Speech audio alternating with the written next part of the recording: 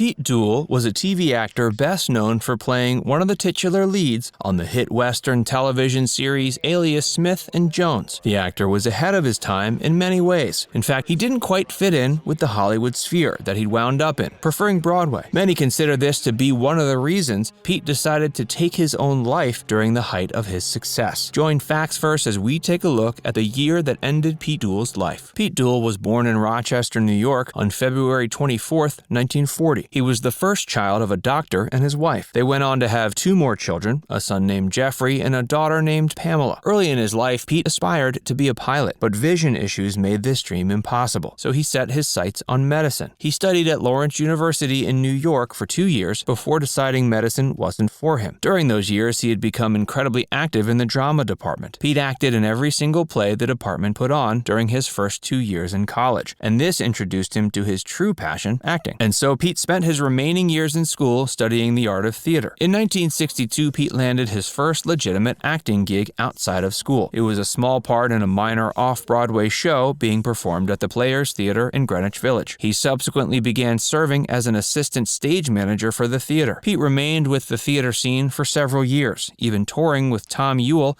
and the hit Broadway production Take Her, She's Mine. Upon returning from this tour, Pete got the idea he might like to try his luck at Hollywood. Upon his arrival, he was initially typecast in the role of a thug, but an appearance on the TV series Gidget offered Pete the chance to take on a much more affable role. This led to Pete being cast as one of the leads on the sitcom Love on a Rooftop. The show only lasted for one season of 30 episodes, but it still offered the burgeoning star plenty of much-needed experience, as well as connections that paid off in later years. He made his debut on film in the 1968 feature The Hell with Heroes. Though the film was a critical failure, Pete managed to impress Universal Pictures with his performance. They offered Pete a 7-year contract, which Pete decided to take, but he didn't end up appearing in any more pictures for the studio before his death a few years later. While it looked like Pete had potential to make it in the film business, most of his roles were still coming from TV. He appeared in numerous TV programs throughout his short career, acting as a guest star on shows like The Virginian and The Fugitive. Eventually, ABC offered Pete one of the leading roles on a new show called Alias Smith and Jones. Alias Smith and Jones was a Western series that premiered on ABC in 1971. It followed two train robbers that are offered amnesty in exchange for not committing any more robberies. Pete starred as Hannibal Hayes, whose alias was Smith. The show was a gigantic success and allowed Pete to gain some mainstream recognition, but he wasn't having a very good time. He never cared much for TV, simply taking the numerous TV offers he received for the money. His true passion was acting on Broadway, and he felt the demands of TV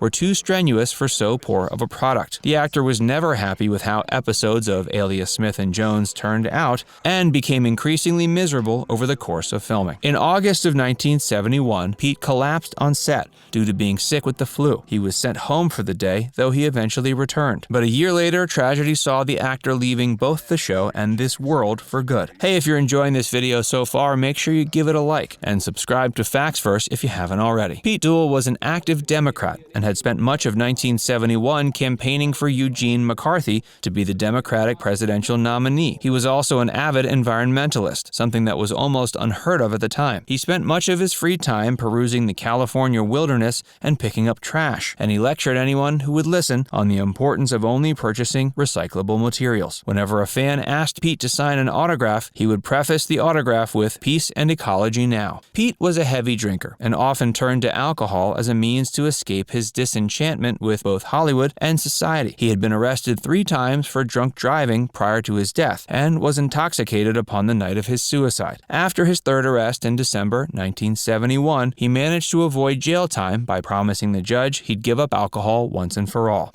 A week later, he was dead. Pete had volunteered to appear on a Christmas charity telethon being put together by Toys for Tots. On the set of the telethon, a decidedly poignant picture was taken of Pete holding a toy pistol to his head like he was about to pull the trigger. Pete had a habit of putting prop guns to his head on set while filming, and everyone around thought it was a sly joke. But this habit took on a different connotation after his suicide. December 30th, 1971 proved to be Pete's final day filming Alias Smith and Jones. The remaining cast and crew crew have recalled that Pete seemed to be in exceptionally high spirits that day, though the reason for it eludes them. After filming was finished, Pete returned to his bungalow. His girlfriend at the time was a 29-year-old aspiring actress named Diane Ray, and she came over to stay the night. The two got drunk together and watched that night's episode of Alias Smith and Jones, which Pete was reportedly not too happy with. He and Diane were said to have gotten into a fairly intense argument, and Diane eventually gave up on her boyfriend and decided to go to sleep. Pete stayed up, and it's likely his mind was racing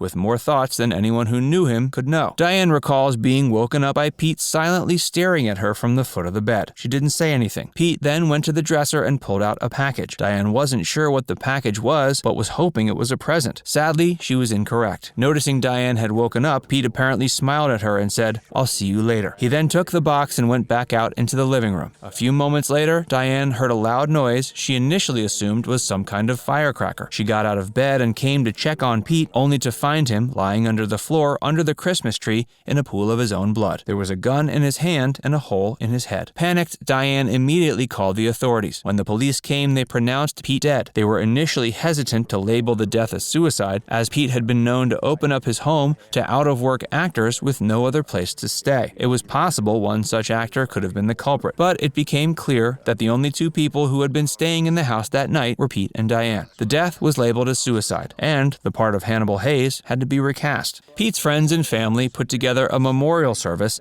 that was held only a few days after his death, on January 2nd, 1972. The service was held at the Hindu Christian Self-Realization Temple in Pacific Palisades, where the late Pete's manager was an active member. His funeral was held several days later on January 5th. It was held at the Baptist Church in Penfield, New York, near Pete's true home. Pete was never satisfied with his life in Hollywood and was always looking for an excuse to head back to New York. Soon after his death, he got that wish. Now it's time to hear from you. Comment down below to share if you've got another favorite Pete Duel role. And be sure to give this video a like and subscribe to Facts Verse if you haven't already. Click the bell icon to stay updated on all our latest content.